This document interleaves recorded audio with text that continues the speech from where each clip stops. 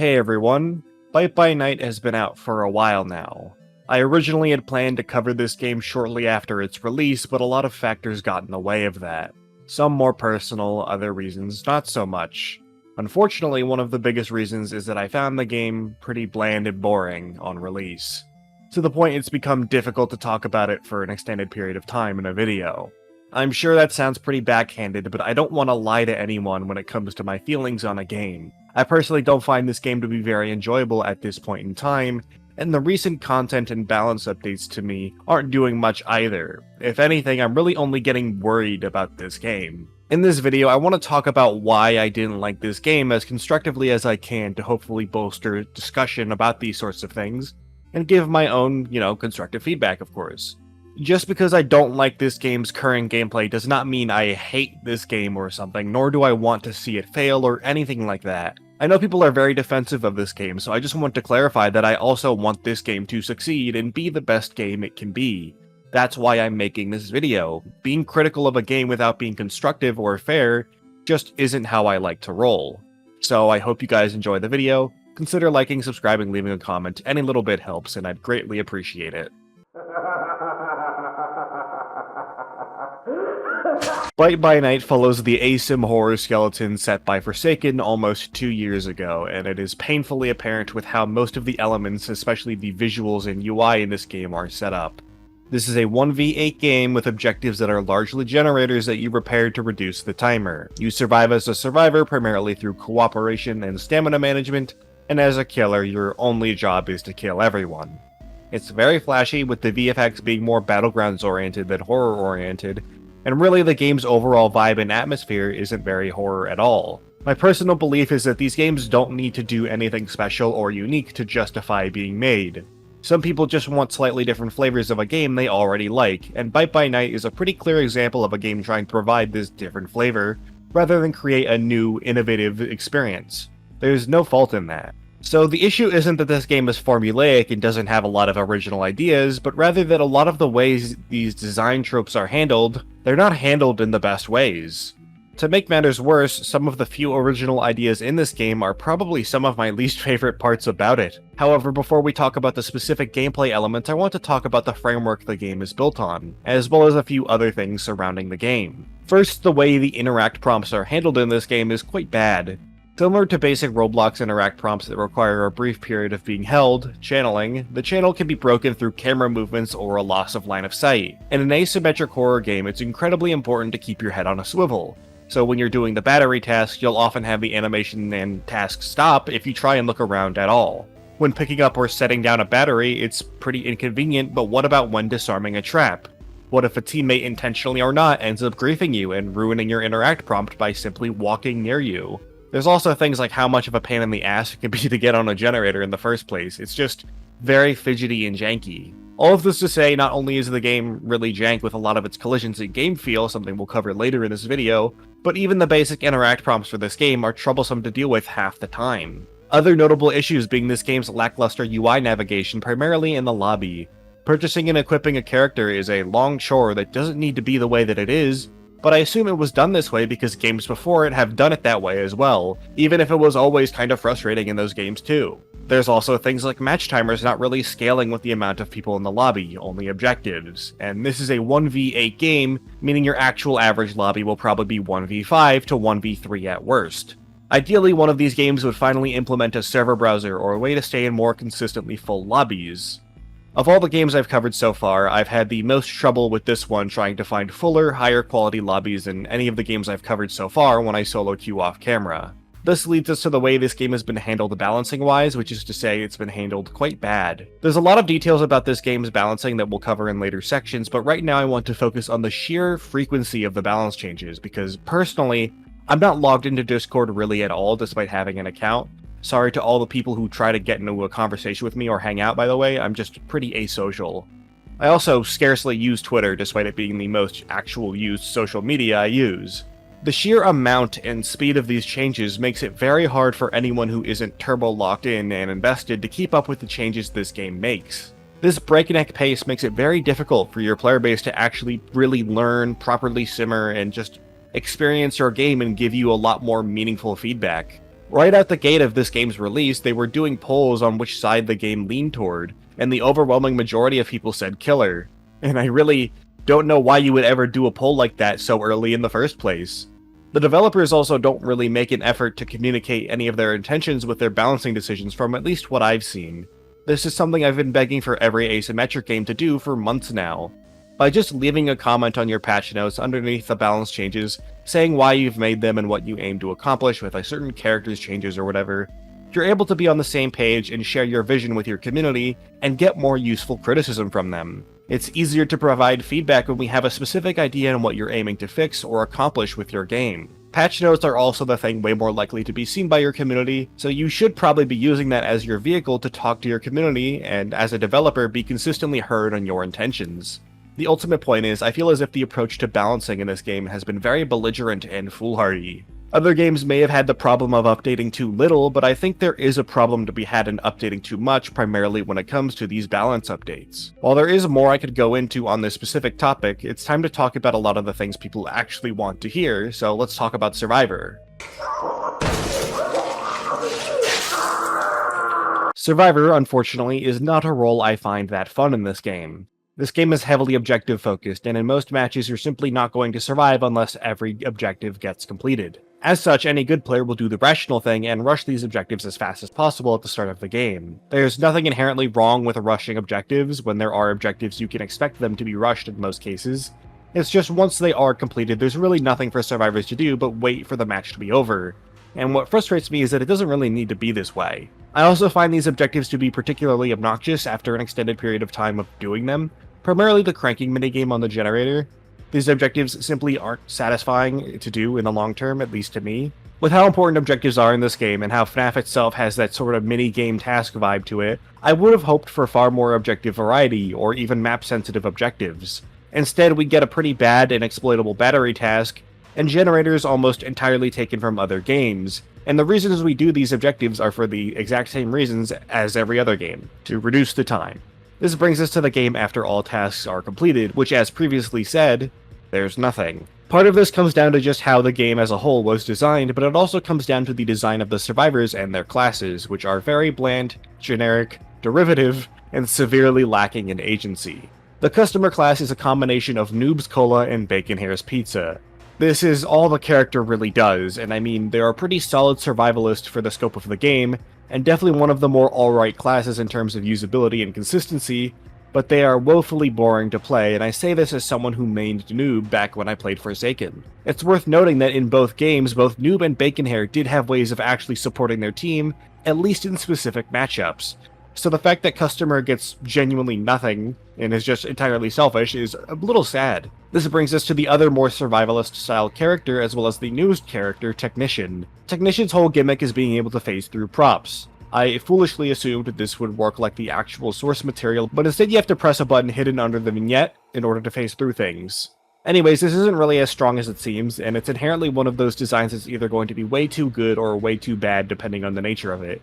And Technician absolutely falls into the latter as of me making this video, which is probably for the better. The other ability is a 20-second long trap that slows and blinds the killer for like 2 seconds if they step near it. The class is overall very underwhelming and painfully basic. Next we have our two frontliner classes, Fighter and Security Guard. Security Guard is easily the much better one of the two. They have a taser they can charge and shoot the killer to slow them down to a walk. Basically, it kills all pressure they could have had to chase and just lets people get away for free. This is the only survivor that can actually consistently interfere with a chase, and for that reason, Security Guard is pretty crazy. They also come with a bonus 25 overheal for whatever reason, now being the tankiest class in the game out the gate. The second ability is Cameras. Cameras can be used to highlight the killer, other survivors, or objectives. This is most useful against Springtrap, who can inflict blindness on everyone, and the Security Guard can just mark him through it anyways. If you're good at asymmetric horror games, you should know how powerful on-command access to this information can be in certain situations. While the Security Guard is absolutely strong, again, there's really not much to this character other than learning how the taser works, which only takes a couple of matches. Compare this to the Fighter. Fighter has a parry. If they miss, they gain weakness, and are also open to a free hit. Upon landing the parry, they gain a charge for their stun.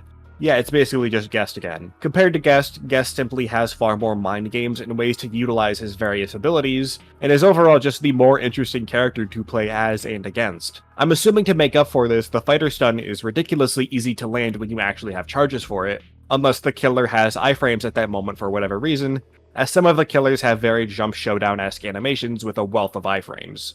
Because I know people are going to get on my case about this isn't saying that Fighter can't be fun or can't be effective. Fighter is absolutely fun.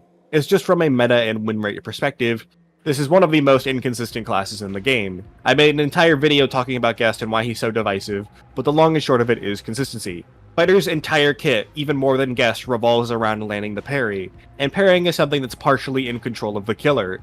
You cannot control the killer, you cannot control when they will attack, and some mechanics we'll talk about later also made this even easier for the killer to just bait out a parry. It's a very risky game plan. While fun and thrilling meta-wise, again, this character will just naturally struggle in some instances. If you want to consistently save your team and shut down chases a lot more, play a security guard. But if you want to get the blood pumping and challenge yourself, Fighter is your go-to. This brings us to Medic. The Medic is a tremendous survivalist, having only one ability though, which is a pretty strong self-heal. All jokes aside, they have two abilities. The medic can obviously heal others, minus other medics. The heal is extremely slow and really not that big either. It's also bound to an interact prompt and is very easy to cancel on accident by both parties. While the medic is an okay class due to the self-heal, Customer is still generally better in that regard. The supportive capabilities of this class are inherently pretty bad for the type of game Bite by Night is. What's worse is that Bite by Night's medic is easily the least fun healer I've ever really played in these Roblox asymmetric games.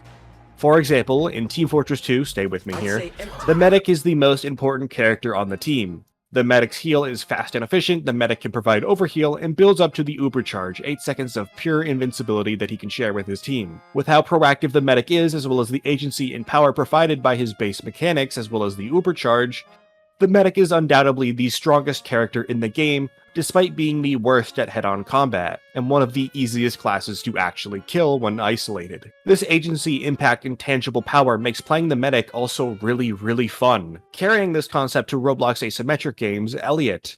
Elliot throws a pizza where Elliot wants, whenever he wants, so long as the cooldown is readily available.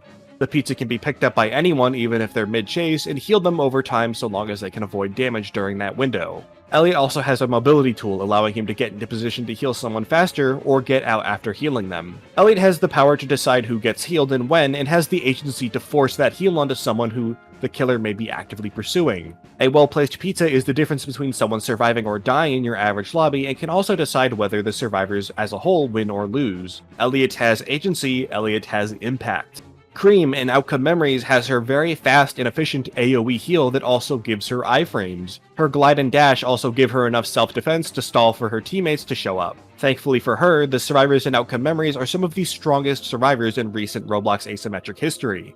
So she doesn't really need a lot of strong self-defense when every other survivor can create numerous windows for her to escape. She's able to heal multiple people at a rapid pace, and her impact is undeniable in a team's success, especially against some specific killers. Her heal is also loud and hard to miss, ensuring that teammates will come running to her even if she pops it across the map, or uses it behind them they're sure to turn around. Compare this to the medic in Bite by Night. This is a stamina game, so killers are incentivized to tunnel and commit hard to their targets more than others. This is just how stamina games work, you're losing so much pressure by letting someone go. The medic can't do anything to help someone being tunneled like Elliot can. Nor are the medic's teammates as strong as the Outcome Memory survivors, so they're unable to create a large enough window for the medic to heal someone. Realistically, this class will struggle to find themselves in a position to support their teammates that really need it, unless the killer is making the active decision to play nice and let people recover. To make matters worse, the medic's heal initiation is extremely quiet and hard to notice, meaning your team has to actually turn around and notice you and be watching you, leading the medic to awkwardly chase down their teammates trying to get their attention to heal them in the first place. And because this game's healer is so low impact, there's really no rush in killing the medic as there is with Elliot or Cream. By killing the team's Elliots or killing their Cream player, the killer can really feel the momentum shift back in their favor, knowing all the damage they do now is really going to stick. Killing a medic really feels no different from killing a customer or technician. Really killing every class feels the same with the exception of security guards or fighters when played by good players. When all the objectives are done, the medic turns into a side grade of the customer, having a different type of self-heal, and a teammate heal that's largely just unusable in many realistic match situations. It can still struggle even when those opportunities appear.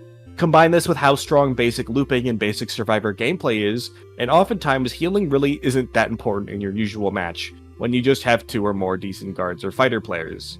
When looking at all the classes together, survivor classes really have nothing to learn about their unique functionality or how to play them. There's no real unique skill set to learn, nor a skill ceiling to try and reach.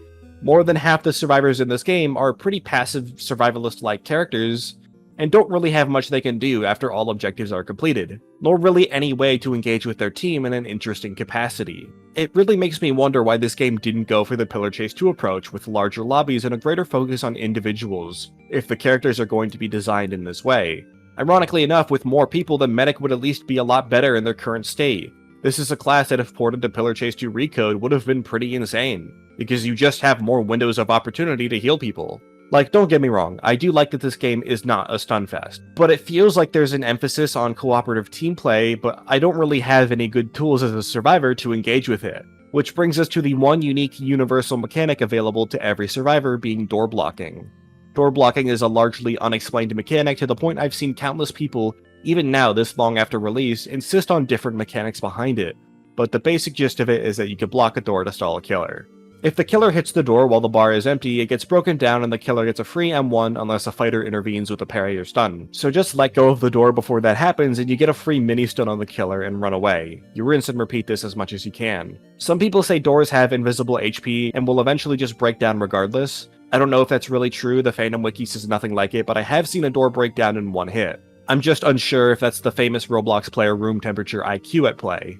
There's also a cooldown on blocking doors that of course the game doesn't communicate to you whatsoever, because why would it? While conceptually the mechanic is neat, I just don't like it in its current state. These tend to just drag out chases way too long in a very uninteresting way. The lack of intrigue is the bad part. This mechanic in general is also just poorly communicated and unintuitive for the regular player.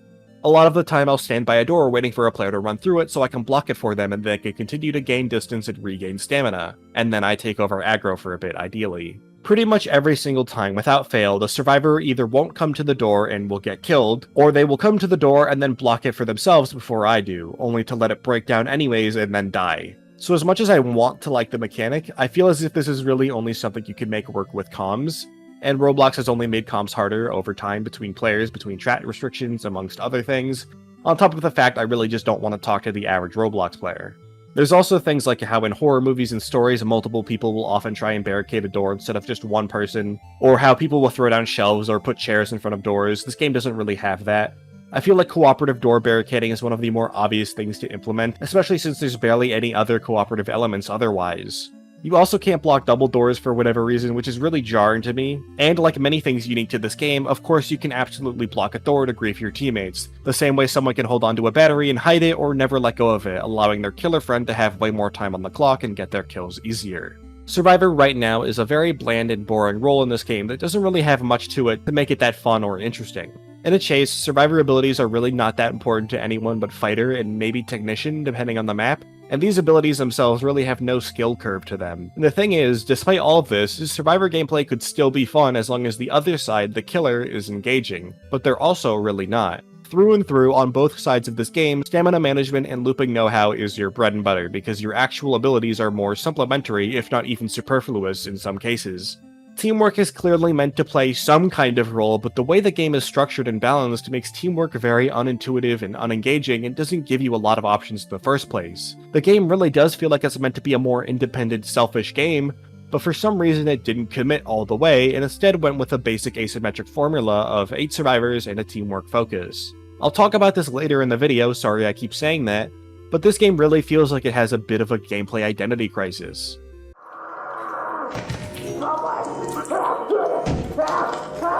Killers in this game are very weird. The best comparison I can make once again is Pillar Chase 2. That is because in Pillar Chase 2, most monsters are slower than survivors in exchange for having very strong abilities and more stamina, just like how killers are slower than survivors in Bite by Night. One of the best examples of this is Uncle Samsonite. He's absurdly slow, and while he has more stamina than a survivor, his worst speed makes him utterly struggle to catch a player in a basic chase. To the point where as long as you're an intermediate player who knows how he works and you know the map layouts, he can't really catch you normally unless you make some mistakes. However, his domain traversal gives him a wealth of information and ambush potential, allowing him to gain a massive advantage in a chase before it even starts, as well as pressure and hopefully pick off key players he knows will be troublesome later in the match when tasks are no longer part of the equation. And if Samson gets the drop on you, his stats won't matter nearly as much. The emphasis on abilities and playstyles over stats makes every Pillar Chase 2 monster feel very different to play. Even the more M1-oriented killers all have very distinct ways they hunt, chase, and kill, and this is one of the reasons I loved Pillar Chase 2. Every monster needed to be approached and strategized around differently as a survivor, and failure to play to the rhythm and expectations of the killer will lead to a quick death. As mentioned, Bite by Night makes killers slower than a survivor by default, similar to Pillar Chase 2, but for whatever reason they also have worse stamina than a survivor on top of all of this, meaning there's genuinely no way for them to catch up on paper without abilities. This brings us to two things. First, this game is held together by one specific mechanic called DSD, known as Decreased Stamina Drain. DSD allows killers to do certain actions to decrease the rate at which they drain stamina. While personally I believe no idea is truly bad and that all that matters is the execution of it, DSD just isn't very well executed. Before, it operated on damage. You deal damage as a killer, you gain temporarily reduced stamina drain. This would lead to situations where you're completely looping the killer, but if they ever get even just one hit, there's a gigantic shift in the momentum in the killer's favor. With the recent core change to it, it's now comparable to DBD's Bloodlust, giving killers less stamina drain over time for simply being in a chase, but then losing their reduced drain upon dealing damage. I have no doubts that this system will inevitably change again, whether it be through adjustments or outright reworks, because in its current iteration as of this script, it has been pretty negatively received and has a lot of obvious flaws. I have to imagine the reason this game is insisting on using a DSD system is to help differentiate its core gameplay from other asymmetric horror games on Roblox. However, as mentioned earlier, this game has a very aggressive approach to gameplay balancing with frequent changes and minimal explanation on why these changes are even being made. A system like this needs to be very carefully combed over, and it's very clear that in the current iteration of it, with things like Springtrap's axe now punishing Springtrap for landing it due to a combination of losing DSD and the end lag of the move, I can't imagine it was actually combed over as carefully as it needs to be. It also needs to be actually explained meaningfully within the context of the game to help your player base understand it, because hidden mechanics can kinda suck. But I digress, I feel like I'm starting to talk in circles on a lot of this stuff. It feels pretty bad to die in the chase to a killer simply just lasting long enough against you. While I am of the belief that killers do need to be more powerful than a survivor in a 1v1 situation, duh, and the survivor should be the role that has to work harder to survive, that's kind of the thing. Knowing the killer player really isn't working that hard at all and can eventually just run a survivor down that's outplaying them due to a gradually increasing buff they get feels kind of shitty. There's also the fact that this system is inherently one you really do not have that much control over as either side, and this can lead to wildly hard to control variables within a gameplay experience. You're never really going to be able to build muscle memory on how much stamina you have as a killer, because your effective stamina is constantly changing and shifting. This system also leads to more issues we'll talk about later with killer design. Speaking of, are the abilities fun to use? Are they as powerful and defining as the abilities of the monster cast in Pillar Chase 2, for example, as I used them as an example earlier? And honestly, no, not in my opinion at least. Starting with Springtrap, he has two modes, Axe and No Axe. With the Axe, he's the slowest killer in the game by a lot, but can place down bear traps as well as throw his axe. Throwing his axe, he's now got an unarmed moveset and he gains a speed boost, enough to outrun a survivor speed-wise. He does slightly less M1 damage, gains a shout that blinds and deafens survivors and restores his stamina, and then a charged command grab ability which can oftentimes confirm into 2 M1s because he needs that. With this, the optimal playstyle emerges almost immediately. Place your traps down and then get rid of the axe. Funnily enough, it's better to not hit people with it, as you'll lose your DSD progress and suffer a lot of end lag. Once your axe is gone, hold W and wait for the survivors to die. If you get close, you can use your charge to cash out for big damage in place of an M1. When you hit a smaller loop that may be hard to chase around or you get low on stamina, scream. It really is that simple, and Springtrap is a tremendously simple pub stomper for this reason. To clarify, I don't really care whether or not anyone thinks this game is survivor-sided or killer-sided, and that's not the point of this video. I just care that the game is fun, and as I've already said, I'm not really the biggest fan of survivor gameplay, and with the Killerse so far in Springtrap, he's really also not that interesting to play as or against. His bear traps are one of the more simple and boring traps of any ASIM, he can't even pick them up, and the map design doesn't really give you a lot of opportunities to throw the axe, and now hitting it is just a bad thing for the character. This is now also the third axe-slinging Springtrap I can think of, and of the three, he's easily the least interesting take on the concept. This brings us to the unarmed mode, which again is just hold W. Superior speed, DSD kicks in, and you have a near full stamina restore with Scream, and a glorified stronger M1 attack with his charge. You can use charge from a distance and try and do some sick Demo Knight charge curves with it, but it's so jank with such awkward collisions on top of it all being tied to stamina, you're much better off just using it as an M1. And then, yeah, Springtrap is a pretty effective killer, but he's kind of just boring. This brings us to Mimic, who is genuinely one of the worst designed killers I've ever seen in a Roblox ASIM. Mimic's defining characteristic is having 3 modes you can switch between on command, some even having unique abilities from one another. These are Speed, Stealth, and Power. We'll start with Speed. Speed makes you faster than a survivor at the cost of massively lowering your M1 damage. There's really nothing stopping you from just tickling people to death, especially if you have a lot of time on the clock or if there's like 3 survivors in a lobby at the start. Speed mode combined with DSD really just makes there be very little counterplay to Mimic and no ways to prevent him from getting close. But if that wasn't bad enough, Mimic also has a POW hop ability that ragdolls survivors for several seconds if Mimic lands near them. Some people have shown Mimic jumping over walls on Forest, but from my own experience, I'm unsure if this has changed or been fixed. Mimic can just jump directly into a barricaded door and ragdoll people through it. I'm unsure if latency has anything to do with it, but I thought it was very fun to be on the receiving end of. This brings us to Power Mode, the slowest mode with no abilities for the most M1 damage. This is really only used in very niche situations we'll get into after talking about Stealth. Stealth mode not only hides your terror radius, footstep sounds, and all killer sounds in general outside of attacks, very cool, Mimic now gains 2 abilities. A dig and a command grab. I have no idea why the Mimic has the ability to dig under the floor. If it does that in the games, that would be insane. Would really speak to how out of touch I am with the series now, even though I grew up with it. Anyways, this is one of the worst archetype of abilities in ASIM horror games on Roblox, being the fuck you, I'm on top of you now move. Thunderwarp, Found You, 2011X's Invisibility, these moves all suck for a lot of reasons.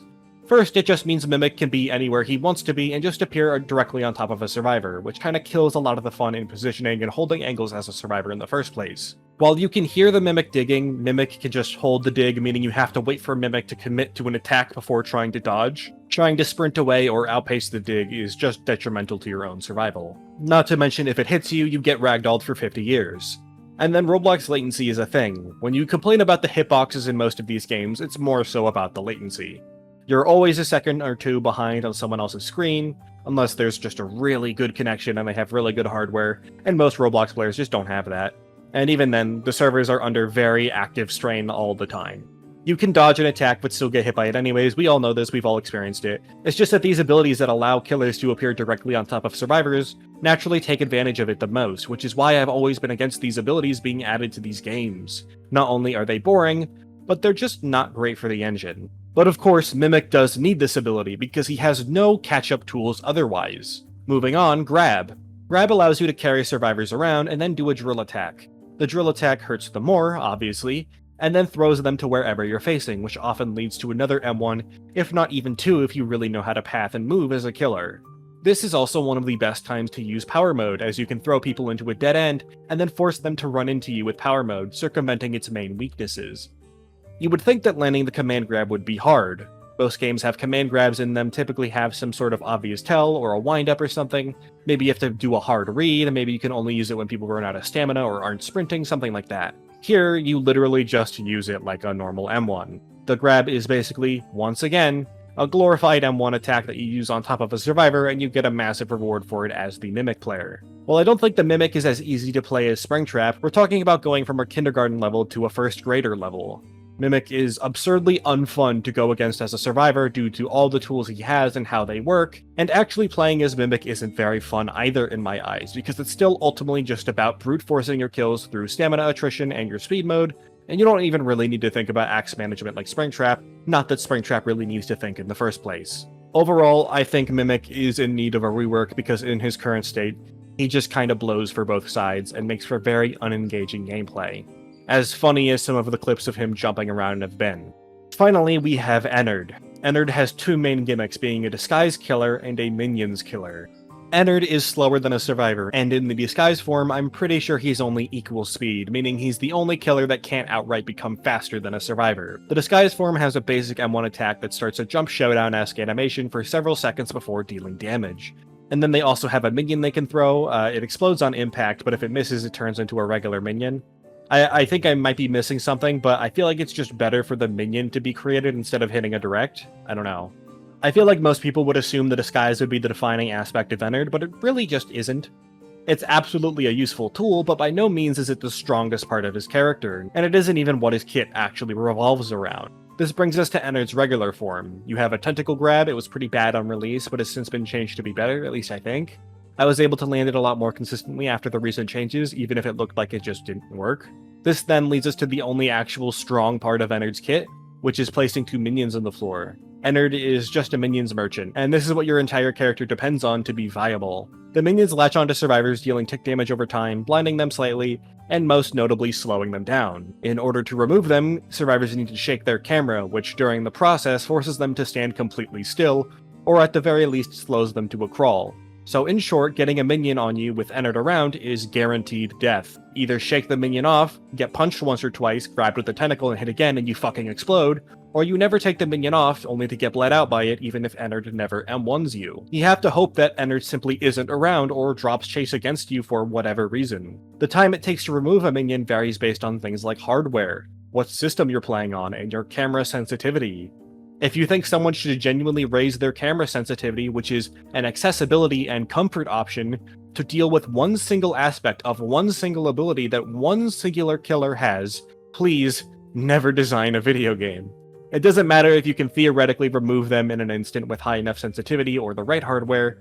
The fact you even need to do that is a red flag, and more importantly, it's just annoying to deal with regardless. There are other, more fun, less annoying ways to make minions that latch onto you and how you remove them. And the fact that so many people have wildly different experiences with this aspect of minion removal is also a red flag, and I think only helps the case that something should be done about it. Because if some people say it's super easy and other people say it's a nightmare to deal with, you shouldn't have something that inconsistently experienced in your game. Without the minions, Ennard is a completely terrible killer. If minions never latch onto people, an Ennard will struggle to catch an experienced survivor. If minions do latch on, it really doesn't matter how good the survivor is, they're probably just dead. At least that was before the current DSD changes.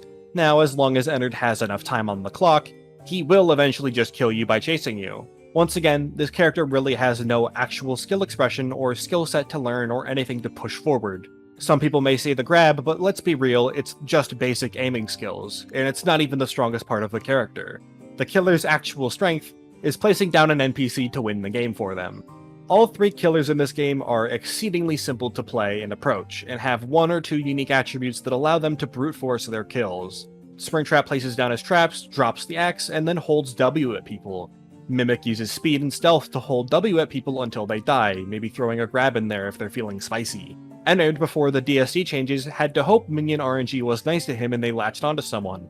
With the current DSD changes, he now holds W at people until they die, on top of having really obnoxious minions that play the game for him. Abilities feel largely supplementary to the killer's main threat and game plan, being holding W and M1ing survivors to death after slowly winning the stamina war. The issue this game has had with looping in its short lifespan already only exemplifies this. None of the killers have any real noticeable way they impact or engage with the way survivors move, loop, and coordinate outside of pooping something on the floor, which leads to very basic ASIM horror gameplay based on core fundamentals. And don't get me wrong, the core fundamentals of ASIMs are very fun to engage with, that's why I like these games. This isn't to say I've never had fun in a chase in this game. Some chases can be pretty fun and intense engagements. But I can't help but lament the absence of many of these deeper things I like about chases. All of their abilities are largely uninteresting on how they impact chases, and they're not very exciting for the survivor to deal with either. They don't really change how the survivor approaches a match or a specific chase.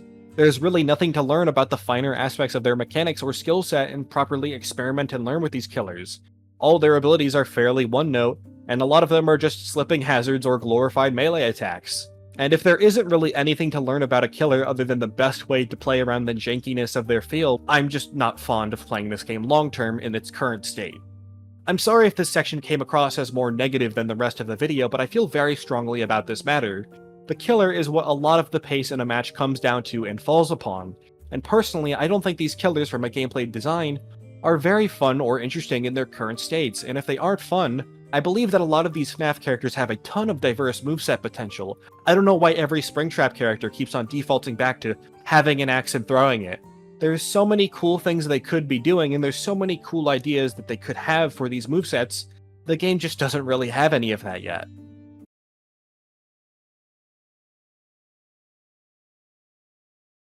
Maps in this game, I don't really need to dwell on for too long. I think a lot of people agree that the maps in this game aren't great. A lot of people like to praise the visuals of the game, and while I do think they are technically nice, I think the directioning is a much bigger issue. The Pizzeria map is an awkward, claustrophobic, and very visually dull map. It's full of collidable clutter and junk, especially around common play areas and loops. Basic movement can be very tedious and jank, leading to an overall unpleasant gameplay experience on the map. This is an issue that plagues most of the maps in this game. There's this weird pole by the water tower on Forest, as well as a ton of awkward collision boxes on that map, a ton of spots on Pizzeria. It makes these maps mentally exhausting to play on. Going back to Pizzeria specifically, I want to touch on the visual dullness. Much of this map is a stone-cold blue. There's some rooms that have either no lighting at all, or are just caked in red. To me, FNAF 1's location was defined by a mixture of yellow, browns, and purples, among other very strong, vibrant colors like that.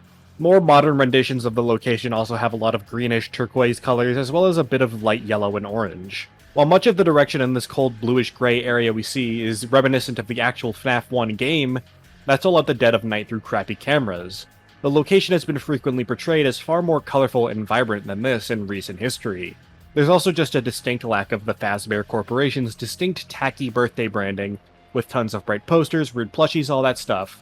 While there are balloons and presents around, there's also random oil barrels and pallets around, which certainly don't help the vibe. The backstage also has, like, meat hooks, which is kinda ridiculous at this point. The stage itself is way too small to house multiple animatronics, much less one. I have to imagine this is a Bite by Night lore exclusive thing, and I'd much rather just have a more authentic Freddy's feeling location than a half-measured lore location. The play place is probably the worst part of the map when it comes to the visuals and design of the map, with it kind of just being really ugly to look at with the lighting and the colorful play place itself, as well as the actual playable space design and collisions of the area, leaving just a lot to be desired in smoothness and intrigue. I'd imagine if this area just had more interesting lighting, it could look really cool, but the play place itself also just feels very incoherently built. I can't actually see any kids having fun in this room. The arcade is also just super depressing, with the iconic neon lighting being there but delegated to a small corner, and hopelessly smothered out by the oppressively cold blue lighting dominating the space. Pizzeria is also just the map with the most dead ends of any map now. Dead ends were a super big issue on launch, but they've been toned down since, primarily on Forest. Pizzeria still has all of its dead ends, though. I'm not someone who actually minds these things on maps. A lot of people just fundamentally do not like the concept. The maps in PC2 actually used dead ends to great effect with its client-side tasks and general pacing and flow state of Pillar Chase. It's all about constant movement around the map and adapting to the killer's position on it as you complete your objectives. You have to pick the best time to go for these dead-end tasks, and it's always a little exciting knowing that if the killer catches you, you're done for, but the agency and decision to go into that place once you learn the map layouts is always on you, and you always have a reason to go to them, at least once at some point. This game doesn't have that. Objective spawns are entirely random and are server-sided. Someone can rush a task, meaning there's literally no reason to go into a certain area of a map anymore once the objective is done in it, as these dead ends are generally also just dead zones. There's not even a guarantee for an objective to be there, it could just be dead space you're never going to go to anyways. The play place is an alright looping area despite being technically a dead end, but some of the other locations on this map are literally just dead-end dead zones, where if the killer catches you in them, you're eating a single hit at least. And that's what I think the main issue is. Some of these areas exist solely to house random objective spawns, while other times they're just there to get the less experienced player killed, and really less experienced players don't need help getting killed in the first place. Also, the security office is a terrible location, and the doors make everything extremely boring. Before we go into Forest, let's talk about Warehouse, because I don't have a lot to say. I assume this is the Steel Wool era map, so I naturally just don't have a lot of familiarity with it, so I'm just going to assume it's at least passable in authenticity, hopefully.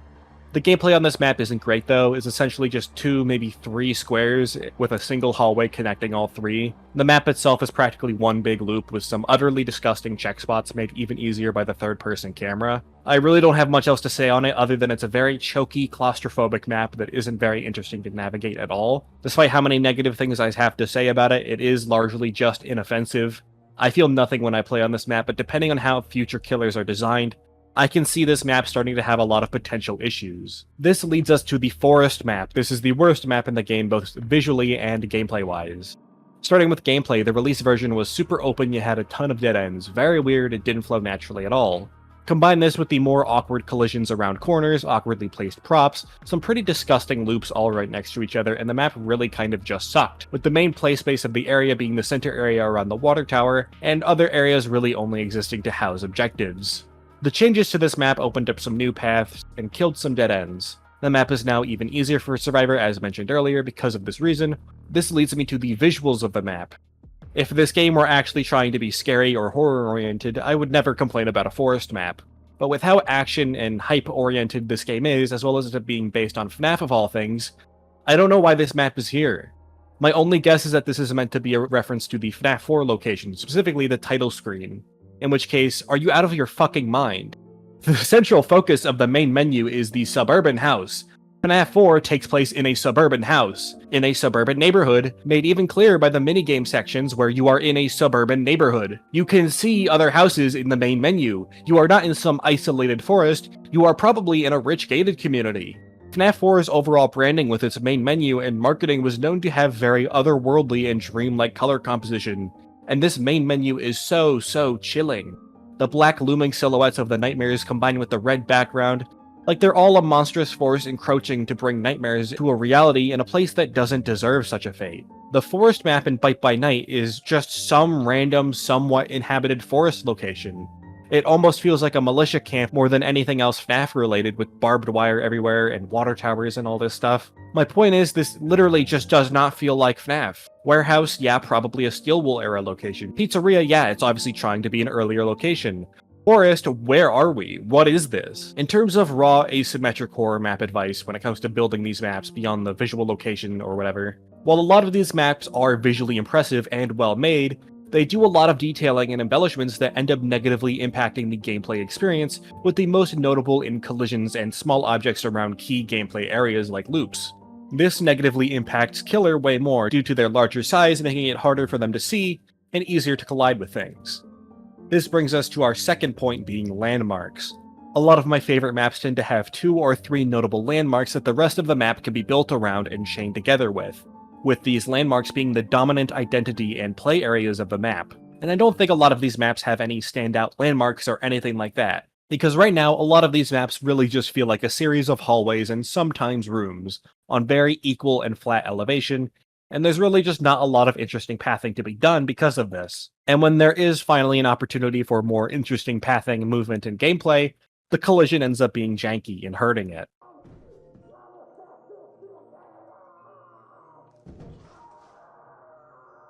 Some other issues I have with the game is the upcoming roster. For context, the first 3 killers of this game are Springtrap, Ennard, and Mimic. Springtrap is the ultimate villain of the first 3 games, and the largest of the first 6 games. Ennard is a major antagonist that took shape properly in FNAF 5, but Sister Location to me at least feels spiritually connected to that second trilogy of games being 4 through 6, so I guess you could say Springtrap is 1 through 3, and Ennard is 4 through 6. This brings us to the Mimic, which is the ultimate antagonist of the new saga of the series, being the Steel Wool era. All of this to say, the series has probably the ultimate 3 antagonists it could have picked already, meaning that almost every other animatronic that could be added is going to feel pretty unimportant by comparison unless there's some kind of crossover. I do think it was smart to get these guys out of the way, but I don't know. I'm unsure if there was really any avoiding the fanbase of this game killing each other over roster opinions. As of this script, the 6 confirmed post-release killers are Marionette, Withered Foxy, Mangle, Nightmare Freddy, Withered Bonnie, and Withered Freddy. I'm not the biggest fan of these picks, so let me tell you why, because it's also an opportunity to go deeper into why I dislike the base roster and how they're portrayed. I really don't like that 5 out of 6 of these characters are FNAF 2 characters. I care the most about representing all the major games, all the major characters, and providing unique and diverse movesets amongst the roster. Let's start with Nightmare Freddy, which I dislike the inclusion of so early in this game's lifespan. Maybe later, sure, but the reason he's picked is no doubt because of the Freddles. And if Ennard is anything to go by, I really don't want more NPC or minion killers in this game anytime soon until I get more faith they can do it well, you know what I mean? Not to mention there's way more interesting Nightmare picks for this game. Marionette is a weird one. The puppet animatronics are my favorite line of animatronics in the series. The regular Marionette is haunted by Charlie, I think, the ghost of a little girl, and is the closest we get to a good-intentioned animatronic in the series despite still killing people. Most of the animatronics are victims themselves, after all. With how much we know about Charlie compared to the other ghost-inhabited animatronics, as well as how benevolent we see Charlie be to these spirits, I feel as if it would be just a little weird to see her gruesomely ripping people apart, even if she's implied to do that in her debut appearance, especially alongside Springtrap of all characters. Maybe it's just the regular Marionette himself not inhabited by Charlie, maybe a different spirit haunts this model, who knows. More than that, I think Night Marionette is just a way better fit for this game and the overall vibe of everything, while having far more interesting moveset potential. The puppet is a largely passive animatronic, and as much as I love him and the character that possesses the animatronic, I just don't know about them in the game, honestly. This brings us to Withered Foxy. Withered Foxy is great. I think this is probably the most actual iconic version of the character. FNAF 1 Foxy definitely has a run for his money due to meme culture, his jump scare, his omnipresence in FNAF 2's gameplay, and being one of the only unique animatronics in that game as well. The list goes on, there's so many other things I could say. Despite being withered, he still looks and is very able, and he's shown leaping around aggressively in the game, so he can absolutely capture a lot of the spirit that FNAF 1 Foxy could have as well. I think they could do a really cool aggressive hunter sort of playstyle for him, and representation-wise, I think it's a great fit for one of the original four. On that note, Mangle. I don't think Mangle should be in the game yet. Once we get one Freddy, one Bonnie, one Chica, and one Foxy, I think Mangle will be a wonderful choice. I just don't want too many Foxies at the start of the game, so early into its lifespan. This leaves us with Withered Bonnie and Withered Freddy, two characters I don't personally agree with the inclusion of, and they're definitely the most controversial picks on the roster so far. Let's start with Freddy, being that I feel like FNAF 1 Freddy does literally everything better. FNAF 2 Withered Freddy isn't very mechanically interesting in his source game, and he's identical to a lot of other characters in it, but in FNAF 1 he is the most unique and strange of the bunch behaviorally. FNAF 1 Freddy is also the mascot of the entire series, as well as the main mascot for Fazbear Corporation in lore. The entire series isn't just named after Freddy, it's named after this specific Freddy. He is easily the most iconic animatronic from the series outside of Springtrap. He's also the main focus in one of the most iconic game overs in history now, and whenever you hear the Toreador March, people think of him. He kinda just stole that song as his theme. All of this to say, FNAF 1 Freddy is a must-pick for this game in my eyes, and I think any other notion is absurd. Withered Freddy is a good choice for a high-quality skin, a really good choice, but FNAF 1 Freddy himself is just too important to not be the killer for Freddy. This isn't to say there can't also be multiple Freddys down the line, but FNAF 1 Freddy is the most important. There are so many mechanics you can design him around, such as misdirection, snowballing, blindness, and power mechanics, and having all that to manage, more things like that. He's really cool, and I think this game not having a single one of the main four that was in the first game is really depressing. This also leaves us to Withered Bonnie, which is the third Withered of the now 6 confirmed characters we are talking about. I should preface by saying that Withered Bonnie is a very visually cool design. He is a cool looking character. I don't find him scary whatsoever. Withered Bonnie is not only missing an entire arm, but he is also completely unable to emote, and his actual voice from what we hear in the main series is honestly just grating more than anything. The loss of his ability to emote is a very big thing for me. Much of the fear factor from FNAF comes from how unsettling the animatronics can actually be, due to that uncanny valley sort of deal. Chica is a very silly and friendly looking character, but with the right lighting and facial expressions, she can be pretty off-putting. The same goes for every other main member of the FNAF 1 band. Despite the jump scares being one of the most iconic part of the series, I think what actually composed the soul of the game and a lot of its identity was the atmosphere and the subtlety of everything. The body language of the characters, the way they look, the largely unspoken horrific nature of their existence and suffering. I hate to bring up fanworks as they don't represent the main series, but I think there's a reason why a lot of popular fanworks lean even harder into the conventional animatronic designs from our reality, or at the very least allow these characters to keep their faces. They still do have that eerie, uncanny nature to them. This game isn't really trying to be scary nor capture the atmosphere of the original series for better or worse. This game really does feel like it's about coolness and action first, and I guess in that regard, Withered Bonnie does fit. The only issue, again, is moveset. as he doesn't really have a lot to pull outside of FNAF World, and if we're going to be pulling from FNAF World, I would much rather have one of the characters from FNAF World be a killer in this game, because I think there's just a lot of cool things you can do with that. I do think it's a little annoying that half the confirmed roster is withered animatronics, and there's not a single FNAF 1 animatronic anywhere. I'd ideally have both FNAF 1 Bonnie and FNAF 1 Freddy, but that is just me, and maybe I'm a little biased for that. More shockingly, there isn't a single Chica in sight. Withered Foxy, Withered Freddy, and Withered Bonnie, but no Withered Chica, the actual most frightening of the Withereds in my book. And I feel as if she has a lot more to work with moveset-wise due to her mouth and having far more exposed wires, lending itself better to an electricity-based moveset. My only hope is that they reconsider some of these characters, or at least move them later on the timeline, and we get an equal spread of characters sooner. I mentioned earlier, I don't really care that much for the Steel Wool era of FNAF, but I do think it would be a shame to leave characters like Monty and Moon out of the game. Monty is a perfect character for the big heavy dude that MX popularized, and Moon is probably one of the best things to come from this newer era of FNAF, at least in my opinion. Speaking of the Uncanny Valley, I would like to draw attention to Dreddy Bear, who is a character they're considering for this game and is currently unconfirmed. I genuinely have a very hard time imagining him in this game, despite how sought after of a character he is. Graveyard Shift is a game that has a very distinct visual identity known for its darkness, suffocating atmosphere, and generally, I would say it's a lot like the older games as it has that subtlety to its horror and atmosphere, and is heavily hinging on that Uncanny Valley sort of deal with everything in the game. Bite by Night is anything but subtle. Graveyard and most of the entire FNAF series has been first person, but this game is largely third person with an emphasis on it and what it was designed around. There's so many elements to this game's design that just inherently make it not scary. I guess by asking for some of this stuff to be this way, I might be asking for an entirely different game with an entirely different direction. So maybe it's not fair for me to say some of this stuff. But I do think it's sad this game just isn't trying to be horror at all. Sure, sometimes it's a very tense and blood-pumping game under the right circumstances, and that in itself leans into aspects of horror through tension. But I think it is really just more action than anything else. Maybe the lack of horror with a greater emphasis on action is what led to this game being more popular in the first place. Maybe that was a good thing for this game, and the ideal I have for this game in my head would have been less successful. The last thing I can say is that I think it's absurd FNAF 1 Bonnie is actually considered scrapped right now due to being too silly, but then we have fucking Lulbit as a potential planned killer for this game, who, especially now, is their entire branding as being silly, and pretending as if horror and comedy aren't tied together at the hip, and FNAF especially is a very silly and goofy series that makes jokes all the time, it just seems a little diluted. We can even see this with some of the character representation in this game, most notably Springtrap. Springtrap is a very silly, corny, and jovial killer. He loves the spotlight on him, and he's always acting like he's in front of an audience in a theater, as if he's performing for them. And he's a mad power tripper who always wants to be superior and treats everyone like his playthings or experiments, that he himself is fascinated by and loves to play with childlike wonder. He's all about drama and he's all about spectacle.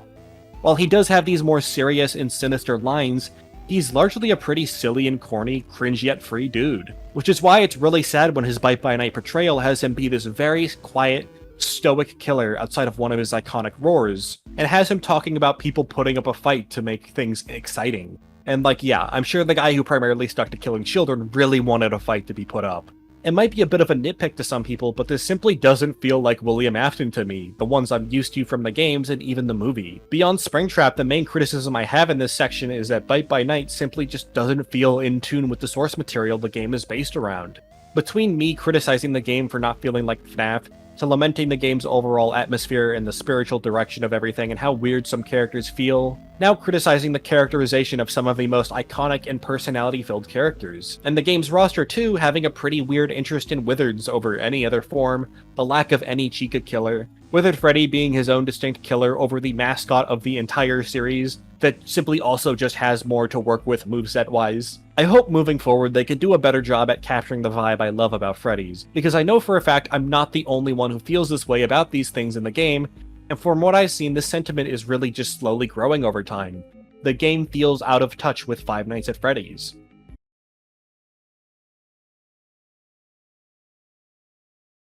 So, in conclusion, Bite by Night is a little bland.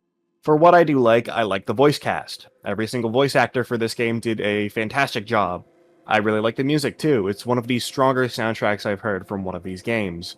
While I may disagree with the visual direction of the game, I have to admit that the visuals themselves look good and are technically impressive and high quality. There is just one problem. I don't like the gameplay design. This is, unfortunately, a bit of a deal breaker.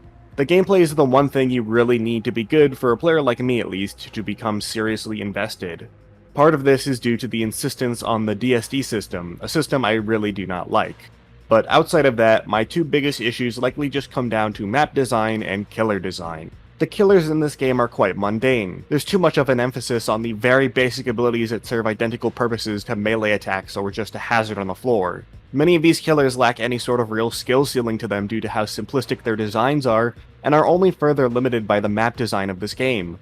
While the core fundamentals of asymmetric games are here on full display, I feel as if any of that unique flavoring the game could give any of these systems is very lacking, and that disappoints me. I can imagine for some people this is a good thing, whether it being the basics of the genre really being emphasized, or be easily understandable for new players of the genre. But for me, I personally don't really enjoy it. Every match feels far too samey as the chases are all just killers largely holding W and pressing M1 at you once they get close, with the killers having no real power to shake up a chase and force me to adapt as a survivor. And as the killer, there's no real intrigue in using my abilities due to how bare bones and simple they are. There's not much to really learn nor improve at other than the basics of asyms, which I've already personally spent thousands of hours doing in various other games. There's absolutely a surface level satisfaction to the kills I score due to the sound design and visuals of the game, but that isn't enough to keep me around when the game is designed and balanced in a way that I personally find very unengaging.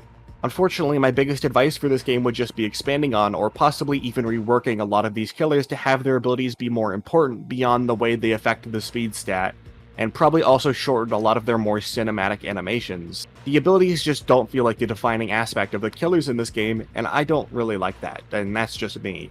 The maps will also likely need some overhauls or full reworks, because most of them are very narrow and claustrophobic, which probably will limit a lot of the future designs the game could have with its killers. There's already barely any opportunities for interesting mimic jumps or springtrap axe throws. There's also many other things like the door blocking being just a very boring mechanic in its current state, and this being a game that insists on 1v8 cooperative survivor gameplay, which is honestly just starting to get very tiresome. Especially since as a survivor in this game, there really isn't a lot for me to do to help my team in the first place, unless I'm playing one of two classes. I wish this game had larger lobbies and a focus on the individual, but at that point I'm asking for a different game. What I can say is that as mundane as survivor classes are, these designs would be a lot more fine if the killers were more interesting to play and go up against. I'd only just look into making it so objectives aren't nearly as repetitive and boring to do, as well as just remedying the dead space in a match after completing all of them. The last thing would just be reconsidering the way the game approaches the handling of the FNAF IP itself and how in tune it is with the main series. The game has slowly been cultivating a reputation over how it treats and engages with the main series, and I can understand why people are coming to these conclusions that they are. It just annoys me personally because there are so many ways the Bite by Night team could just not be gaining this reputation. I really do think this game has a very strange confirmed roster at this point that is almost designed to piss people off. 5 FNAF 2 characters, half of them are withered, and there's not a single Chica on the roster. Withered Bonnie, literally, in lore, is just a less abled version of Bonnie. As I was finishing up this video, the Twitter account said the main reason that FNAF 1 Bonnie was scrapped was due to a lack of moveset ideas. And I will say this again, Withered Bonnie is literally just a less abled version of Bonnie. Now, hypothetically, if they're going to be pulling from FNAF World with laser eyes and whatnot for him, not only does that kind of just not make any sense within the canon of the series, but how is that really fair to anyone else on the roster? What's stopping just regular Bonnie from having his guitar and having a moveset that utilizes music-based abilities? Bash Jam, Happy Jam, Bloom Song, whatever those abilities were in FNAF World. Again, it's just a hypothetical, but if Withered Bonnie is getting these like laser eyes from FNAF World and stuff, I don't get why he would be the main exception to this, especially with how so much of this game seems to be emphasizing the more conventionally cool things in the series. Speaking of all this stuff, this game leans into fanon quite a lot.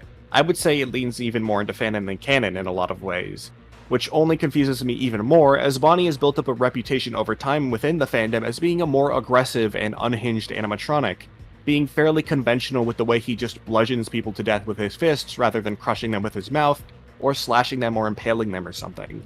I feel like FNAF 1 Bonnie would be a pretty solid MX-style character. This big, bulky animatronic with a very weighty, blunt attack that can move in big bursts of speed. Because yeah, the animatronics are kinda giant by default anyways. I really should reiterate that I think the picks of the roster themselves are fine.